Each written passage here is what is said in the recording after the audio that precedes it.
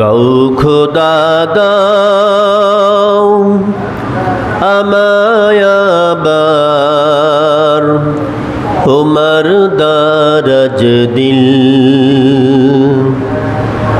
দাও খোদা দাও আমায় আবার তোমার দারাজ দিল। দাও খোদা দাও আমায় আবার তোমার দারাজ দিল। দাওয়ালির মতো বীর সেনানী, দাও আলীর মতো বীর সেনানী, জাগাতে নিখিল। দাও খোদা দাও আমায় আবার তোমার দারাজ দিল। দাও খোদা দাও আমায় আবার তোমার দারাজ দিল। হামজাকে দাও ঘরে ঘরে জীবন দিতে ওয়াকাতারে, আবার কাবা ভাঙতে এলে, আবার কাবা ভাঙতে এলে পাঠাও আবাবিল। দাও খোদা দাও আমায় আবার তোমার দারাজ দিল। জরবে আল্লাহুম্মা আমিন। আলহামদুলিল্লাহ, সমস্ত প্রশংসার মালিক হচ্ছে সেই রব, যিনি অত্যন্ত ভালোবেসে মহব্বত করে আজ পবিত্র জুমা মুবারকের দিন আপনাকে আমাকে এলাকার সকল মুসল্লিদের আগে পৃথিবীর শ্রেষ্ঠ স্থান মসজিদে আসার সুযোগ দান করেছেন। বলি আলহামদুলিল্লাহ।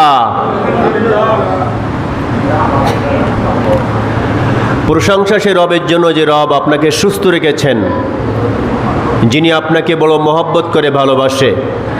আপনি আমি মনে করি মনে হয় আমার বিবি আমারে সবচেয়ে ভালোবাসে, আমরা মনে করি আমাদের মা মনে আমারে সবচেয়ে বেশি ভালোবাসে, কিন্তু না, আপনাকে সবার চেয়ে আপনারে ভালোবাসে সবার চাইতে তামাম পৃথিবীর মধ্যে একজন, তিনি হচ্ছে আল্লাহ।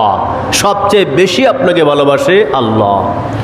আলহামদুলিল্লাহ, আল্লাহ পাক আমাদেরকে ভালোবাসেন বলেই আজকে মুসলমানের ঘরে জন্ম দিয়েছেন। মুসলমান যখন কলেমা পড়েছি, যতই জীবনে গুনাহ থাক না কেন একদিন না একদিন জান্নাতে যাব ইনশাআল্লাহ। জীবনে শত গুনাহ থাক, কিন্তু কালেমা পড়েছি যখন জান্নাতে যাব ইনশাআল্লাহ। তখন আল্লাহ নবীজি বলেছেন, মান ক্বালা লা ইলাহা ইল্লাল্লাহ ফাদাখালাল জান্নাহ। যে ব্যক্তি আপনার কালেমা পড়েছে, ঈমান এনে কালেমা পড়েছে, তো সে ব্যক্তি অবশ্যই জান্নাতে যাবে, সে জান্নাতেই প্রবেশ করলো। সুতরাং আমরা সকলেই কালেমা পড়েছি, জীবনে যত গুনাহ থাক না কেন আমরা সকলেই জান্নাতে যাব। গুনার কারণে হয়তোবা কিছুদিন যাবৎ জাহান্নামে জ্বলবো, কিন্তু কালেমা পড়ার কারণে আল্লাহ পাক আমাদেরকে জান্নাতে দিবেন। কিন্তু যারা কালেমা পড়ে নাই, কালেমা নসিবে হয় নাই, তারা পারবে না। এই জন্য আল্লাহ শুকরিয়া যে রব্বুল আলামিন আমাদেরকে মুসলমানের ঘরে জন্ম দিয়ে কালেমা পাঠ করার সুযোগ দান করেছেন। বলে আলহামদুলিল্লাহ। দুরূদ এবং সালাম পেশ করছি মহান নেতার প্রতি, যিনি হচ্ছেন আশরাফুল আম্বিয়া, যার চেষ্টা প্রচেষ্টার মাধ্যমে সমাজে রাষ্ট্রে দিন কায়েম হয়েছিল, যার চিন্তা চেতনার মধ্যে শুধু এটি ছিল যে আল্লাহ পাক যে দায়িত্ব আমাকে দিয়েছেন, রব্বুল আলামিন যে দায়িত্ব নিয়ে আমাকে পাঠিয়েছেন, আমি সেই কাজ ঠিকমতো করতে পারছি কিনা, আমার উপরে অর্পিত দায়িত্ব আল্লাহ পাক যা দিয়েছেন সেই দায়িত্ব আমি ঠিকভাবে পালন করতে পারছি কিনা, এই পেরেশানি থাকতেন আল্লাহর পয়গম্বর, যিনি অনেক পরিশ্রম করে সাহাবীরা সহ সকলের সমন্বয়ে আল্লাহ পাকের ইচ্ছায় নবীজি চেষ্টা প্রচেষ্টার মাধ্যমে এই জমিনে আল্লাহর দিন কায়েম করেছিলেন। আমরা সেই নবীর প্রতি পেশ করছি অসংখ্য দুরূদ এবং সালাম, হৃদয়ের সমস্ত ভালোবাসা, প্রেম, আবেগ উজাড় করে দিয়ে সুদূর মদিনা মুনওয়ারায় দুরূদ এবং সালাম পেশ করছি। সকলে বলি সাল্লাল্লাহু আলাইহি ওয়াসাল্লাম। প্রাণপ্রিয় হাজিরিন, আজকে আমরা যে আলোচনা শুনবো এটি হচ্ছে নবীর চরিত্র মাফিক যদি সমাজ গঠন করা হয় তাহলে কেমন হয়। কারণ আলহামদুলিল্লাহ, ভাই আলহামদুলিল্লাহ বললে কি পুলিশই ধরবে নাকি? তারপরে এখন তো আসতে বলেন কেন? আল্লাহর নাম নেবেন, আল্লাহ খুশি হবে। মুখে তালা মারবেন তো শয়তান খুশি হবে। শয়তান খুশি হলে জাহান্নাম, আল্লাহ খুশি হলে জান্নাত। সকলে বলে আলহামদুলিল্লাহ। এই তো এখন মনে হয় আপনারা চাঙ্গা, মাশাআল্লাহ। রমজান মাস তো না, এখন রমজান মাসে তো তারপরেও আমাদের অনেক সাউন্ড ছিল। আমাদের সাউন্ড ডাউন হয় না, কারণ আমরা কি মুসলমান, আর মুসলমান কখনো দমে না, সাউন্ড ডাউন হয় না। প্রাণপ্রিয় ভাইরা, তো নবী মুহাম্মদ সাল্লাল্লাহু আলাইহি ওয়াসাল্লামের চরিত্র মাফিক যদি আমরা দুনিয়ার জীবনটা সাজাই, আপনার পরিবার, আপনার মহল্লা, আপনার সমাজ, আপনার ওয়ার্ড, আপনার ইউনিয়ন, আপনার থানা, আপনার জেলা সুদ্ধা যদি নবীর চরিত্র মাফিক সাজানো হয়, সেই চরিত্রটা কেমন হবে সে বিষয়ে কিছু কথা এবং আনুষঙ্গিক অনেক কথা থাকবে। আগে আমরা সকলেই এটি কথা বিশ্বাস করে নিই যে আমরা হচ্ছে সকলেই ইমানদার। আমরা কি ভাই? ইমানদার। ইমানদার কাকে বলে? যে আল্লাহকে বিশ্বাস করে। জান্নাত আছে দেখি নাই, বিশ্বাস করি আমি ইমানদার। জাহান্নাম আছে আমি দেখি নাই, বিশ্বাস করি আমি ইমানদার। আমি আপনার ফেরেশতা দেখি নাই, কিন্তু ফেরেশতা আছে বিশ্বাস করি আমি ইমানদার। যেখানে আল্লাহ তাআলা বলছেন যে ওয়া ইন্নাকা লাআলা খুলুকিন আযীম। আমার ভাইরা, তামাম দুনিয়ার মধ্যে শুধুমাত্র আল্লাহ পাক একজন ব্যক্তির চরিত্রের সার্টিফিকেট দান করেছেন, তিনি হচ্ছেন আমাদের নেতা, আমাদের নেতা মুহাম্মদ মুস্তাফা সাল্লাল্লাহু আলাইহি সাল্লাম। তার চরিত্রের আপনার প্রশংসা করেছেন। আল্লাহ তাআলা বলছেন ওয়া ইন্নাকা লাআলা খুলুকিন আযীম। নবী হে, আপনি হচ্ছে সবচাইতে মহান চরিত্রের অধিকারী। পৃথিবীর কোনো ব্যক্তির সঙ্গে আপনার চরিত্রের তুলনা হয় না। পৃথিবীতে যারা আছে সবাই বড় মনীষী, যাদেরকে আমরা দেখি বলি, যে সমস্ত মনীষীর জীবনী পড়ে আমরা তার মতো হতে চাই, যে সমস্ত বিজ্ঞানীর জীবনী পড়ে আমরা তার মতো হতে চাই, যে সমস্ত নায়ক নায়িকাকে দেখে আমরা তার মতো হতে চাই, ওই সমস্ত কোনো ব্যক্তির নামে আল্লাহ পাক সার্টিফিকেট দান করেন নাই। আল্লাহ পাক সার্টিফিকেট দান করেছেন তার জন্য যিনি হচ্ছেন তামাম পৃথিবীর রহমত করে আল্লাহ পাক পাঠিয়েছেন। আপনার আমার নবী জনাবে মুহাম্মদ রাসূলুল্লাহ সাল্লাল্লাহু আলাইহি সাল্লাম। আল্লাহ তাআলা বলেছেন, নবী আপনার চরিত্র হচ্ছে সবচেয়ে উন্নত মানের, তার সঙ্গে কারো তুলনা হয় না। কারণ সুবহানাল্লাহ। তাহলে আপনার নবীর চরিত্র হচ্ছে ফুলের মতো পবিত্র। বারবার বলবেন, গুনাহ হবে না। আপনি যদি মিছিলে বলেন, মিটিংয়ে বলেন, বারবার বলেন যে আমার নবীর চরিত্র ফুলের মতো পবিত্র, কোনো গুনাহ হবে না। কিন্তু যদি আপনি পৃথিবীর কোনো ব্যক্তির নামে বলেন, কোনো সুদখোর, ঘুষখোর, কোনো জিনাখোর ব্যক্তি, গমচোর, টিনচোর, ইটচোর এমন কোনো ব্যক্তি যদি সমাজের নেতা হয়, আর যদি আপনি সেই নেতার নামে বলেন অমুকের চরিত্র ফুলের মতো পবিত্র, আল্লাহ নাকশ হয়ে যায়, আল্লাহর পয়গম্বর নাকশ হয়ে যায়। ডাক দিয়ে বলে, পৃথিবীর মানুষ, আমি আল্লাহ পাক গ্যারান্টি দিলাম যে নবীকে চরিত্র ফুলের মতো, তাকে বাদ দিয়া পৃথিবীর জমিনে তোমরা এমন এমন মানুষের চরিত্রগুলো বলেছো ফুলের মতো, মস্ত বড় মিথ্যা কথা বললে। তামাম পৃথিবীতে শুধুমাত্র একজন ব্যক্তির চরিত্র ফুলের মতো পবিত্র, তিনি হচ্ছেন আমার নবী জনাবে মুহাম্মদ রাসূলুল্লাহ সাল্লাল্লাহু আলাইহি ওয়াসাল্লাম। তাছাড়া কারোর সঙ্গে কারো চরিত্র এমনটি নাই। এই জন্য আল্লাহ পাক বলেছেন, দুনিয়ার মানুষ শোনো, যদি আমাকে ভালোবাসতে চাও, আমার নবীকে ভালোবেসে ফুলের মতো চরিত্র তৈরি করো। আল্লাহ তাআলা বলেন, কুল ইন কুনতুম তুহিব্বুনাল্লাহ ফাত্তাবিউনি ইউহিব্বুকুমুল্লাহ ওয়া ইয়াগফির লাকুম যুনুবাকুম ওয়াল্লাহু গফুরুর রহিম। আল্লাহ তাআলা বলে, দুনিয়ার মানুষ শোনো, যদি তোমরা আমাকে ভালোবাসতে চাও তাহলে নবীকেই আগে ভালোবাসো। যদি আমার মহব্বত পেতে চাও, আমার জান্নাত তোমরা পেতে চাও, তাহলে নবীকেই তোমরা ভালোবাসো, নবীর চরিত্রকে ভালোবাসো, নবীর আখলাককে ভালোবাসো। নবী যেভাবে ব্যবসা করেছে তোমরা সেভাবে ব্যবসা করো, নবী যেভাবে স্বামী স্ত্রী ব্যবহার করেছে তোমরা সেভাবে করো। আমার নবী যেভাবে সমাজ চালাইছে তোমরা সেভাবে চালাও, আমার নবী যেভাবে রাষ্ট্র চালাইছে তোমরা সেভাবে চালাও, তাহলে পরে আমি রব, তোমরা আমাকে পাবে। আমার ভাইরা, আল্লাহ নবীর চরিত্র বাদ দেয়া যদি কোনো ব্যক্তি কোনো কাজ করে, সেই কাজটা আল্লাহ কবুল করে না, সেই কাজটা আল্লাহ গ্রহণ করে না, ওই কাজে কোনো বরকত থাকে না, আল্লাহ ভালোবাসে না, আর ওই কাজের বিনিময়ে আল্লাহ পাক কিয়ামতে কিছুই দান করবে না। এই জন্য আপনাকে যা করতে হবে নবীকে ভালোবেসেই নবীর চরিত্র মাফিক আখলাক মাফিক করতে হবে, তাহলে পরে জান্নাত পাওয়া যাবে। তাহলে আজকে যে আয়াতে কালেমা এত সুন্দর, এর আগে আরো একটা আয়াতে কালেমা আমি আপনাদের সাথে তেলাওয়াত করি না এখনো, তবে এখন তেলাওয়াত করছি। এই আয়াতটার ভিতরে আল্লাহ পাক এত সুন্দর কথা বলছেন। আল্লাহ তাআলা বলেন, ওয়ামান আরাদা আন যিকরি ফাইন্না লাহু মাঈশাতান দানকা ওয়া নাহশুরুহু ইয়াওমাল কিয়ামাতি আ'মা ক্বালা রাব্বি লিমা হাশারতানি أعمى وقد كنت بصيرا قال كذلك أتتك آياتنا فنسيتها وكذلك اليوم تنسى। ভাইজান, আজকে যে আমি আয়াতটা তেলাওয়াত করেছি, দুইটা আয়াত, এটি হচ্ছে সূরা তহার 124 এবং 126। এই দুটো আয়াতের মানে এর যে তাফসির করার প্রয়োজন, যত তাফসির আছে, তবে সংক্ষিপ্ত আকারে আমার ছোট্ট জ্ঞানের মধ্য দিয়ে আমি আপনাদেরকে বোঝাতে চেষ্টা করব ইনশাআল্লাহ যে আল্লাহ পাক এই আয়াতের মধ্যে কি বলেছেন।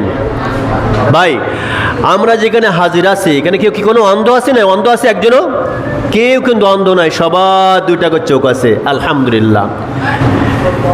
কিন্তু কিয়ামতের মাঠে আল্লাহ পাক মানুষকে অন্ধ করে উঠাবেন।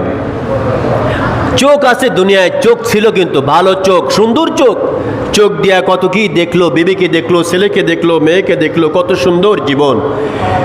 এই সমস্ত ব্যক্তিদেরকে আবার কিয়ামতের মাঠে অন্ধ করে উঠাবে, চোখ নাই, অন্ধ। কেন?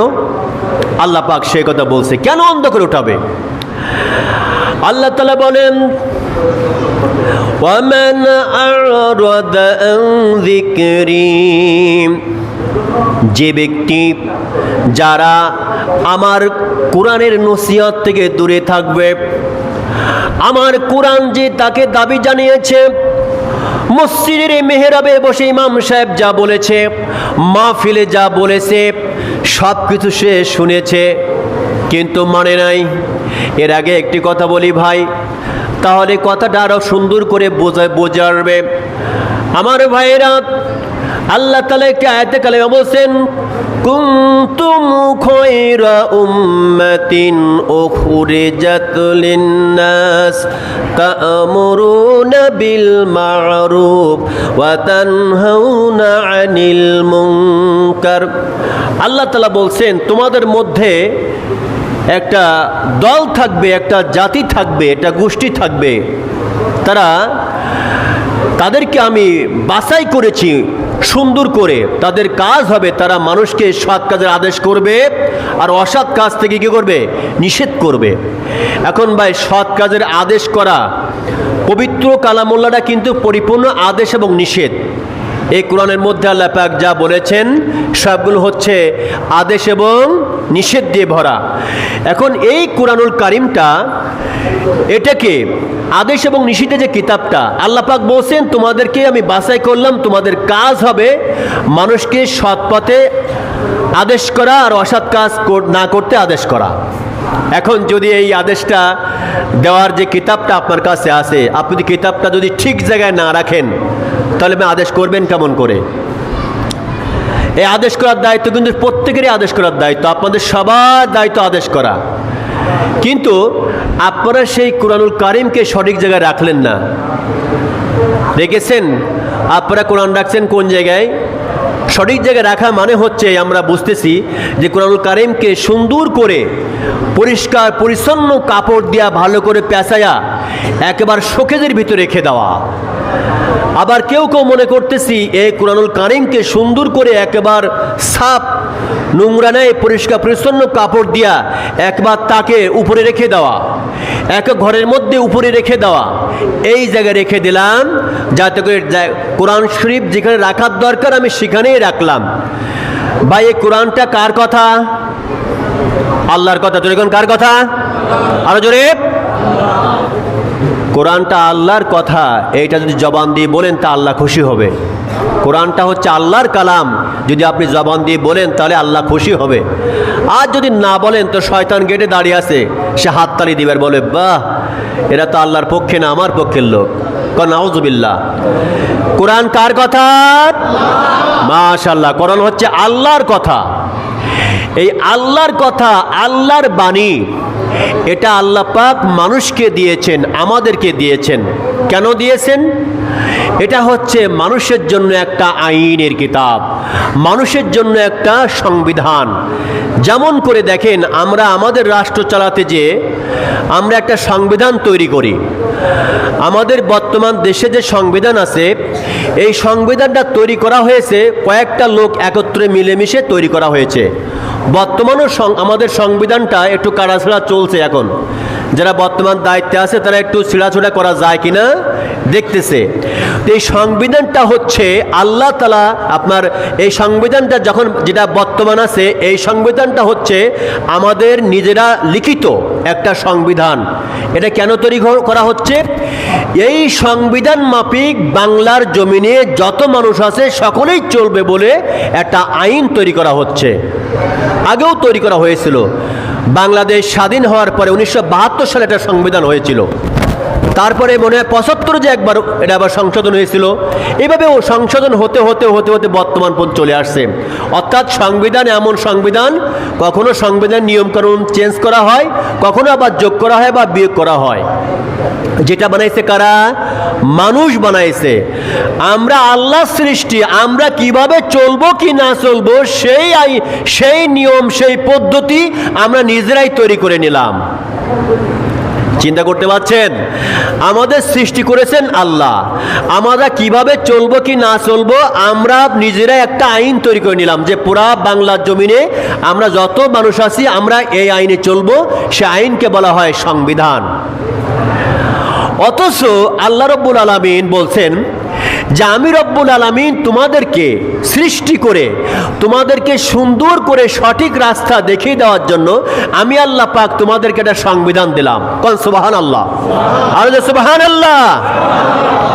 আমার ভাইরা, মানুষ যেমন দুনিয়ায় আইন তৈরি করলো, দেশ চালানোর জন্য সংবিধান তৈরি করলো, মানুষকে সুন্দর পথ দেখানোর জন্য, মানুষকে সুখে শান্তিতে রাখার জন্য সংবিধান তৈরি করলো।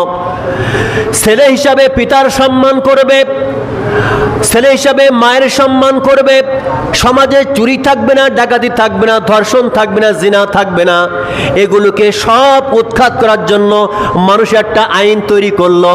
সেই আইনটা বাংলার জমিনে সংবিধান হিসাবে রয়ে গেছে।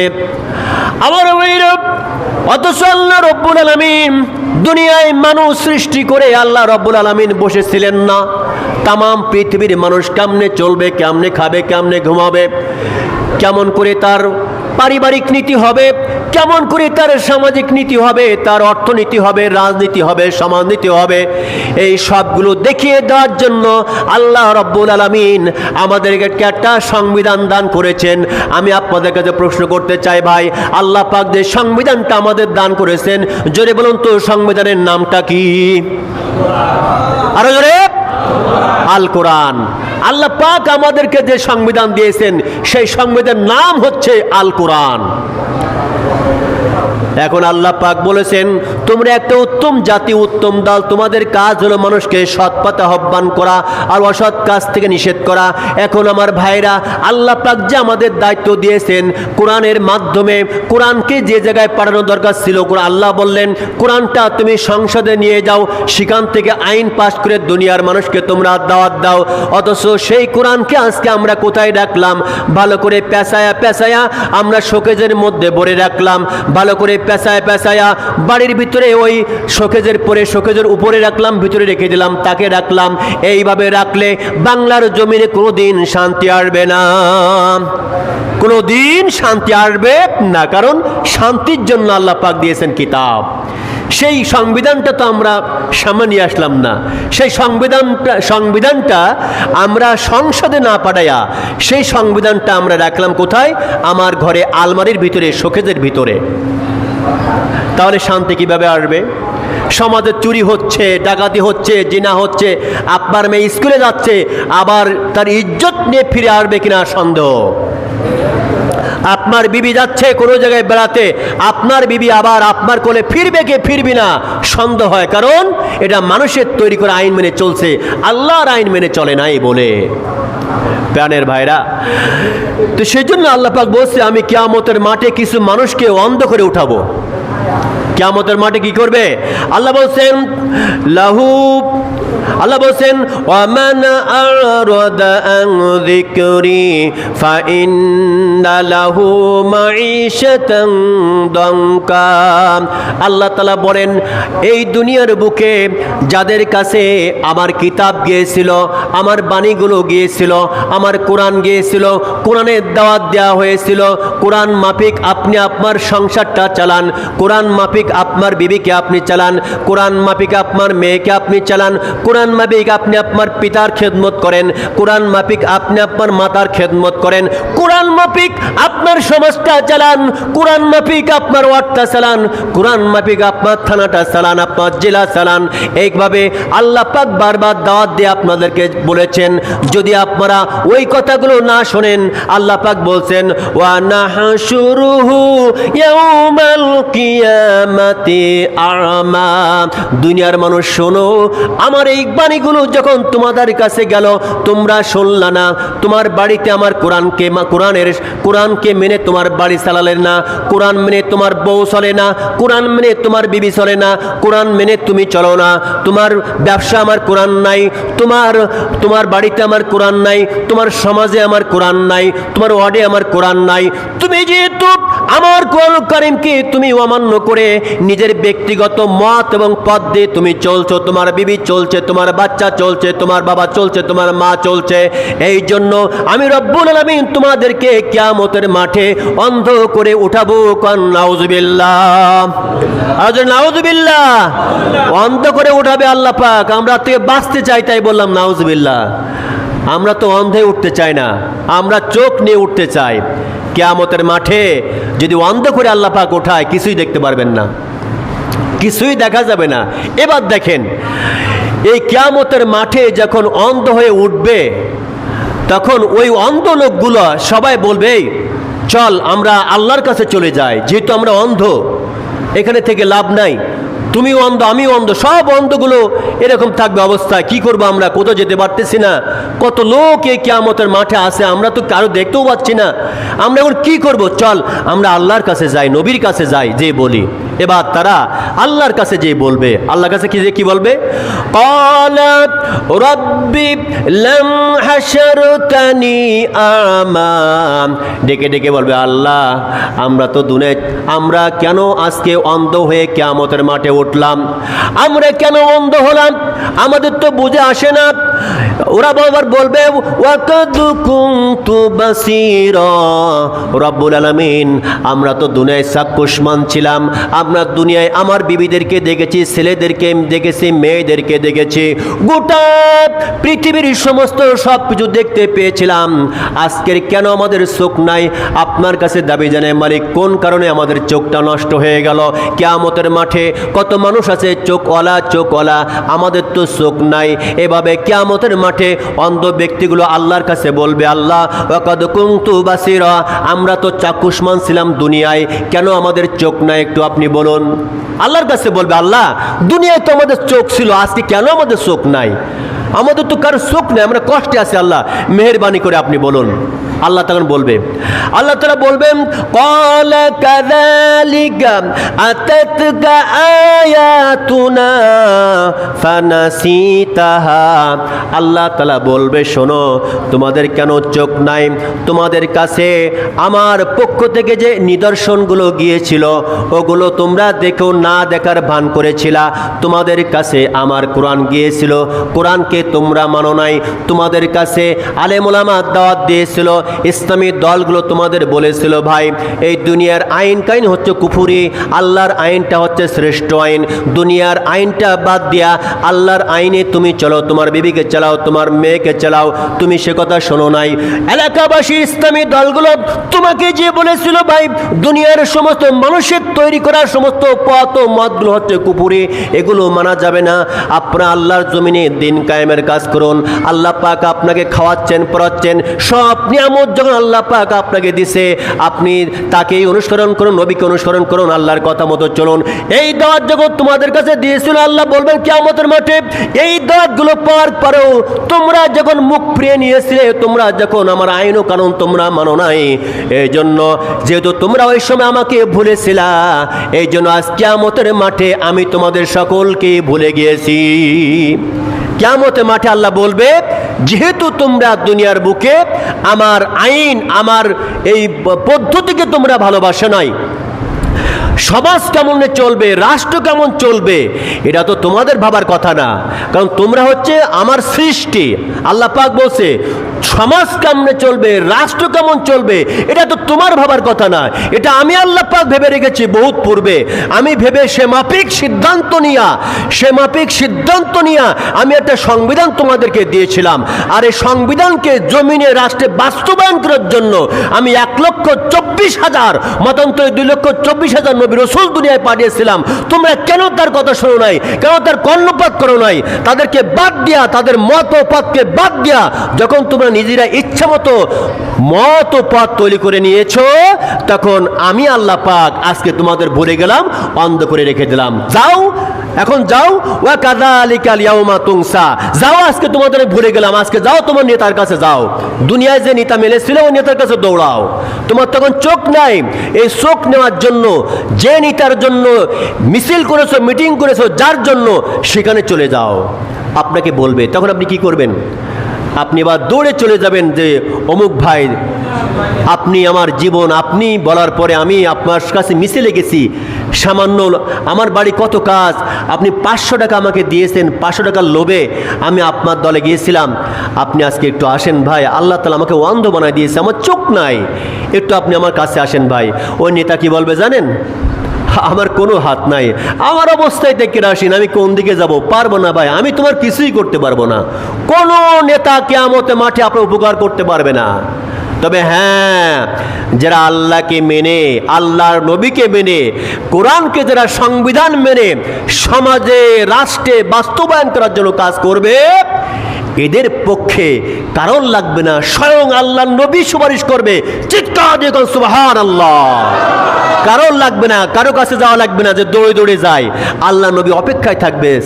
আয় আমার উম্মত আয়, দুনিয়ায় কত কষ্ট করেছিস, আমার দাওয়াত নিয়ে মানুষের কাছে গেছিস, মানুষ কত তিরস্কার করছে, গালিগালাজ করছে, মারধর করেছে, তোরা সে বসে ছিলি, আয় আয়, তোরা টেনশন করিস না, বিশাল এই কষ্টের মধ্যে আমি না তোদের প্রিয়, আমি হাউজে কাউসের পানি রাখছি, খা পানি খা।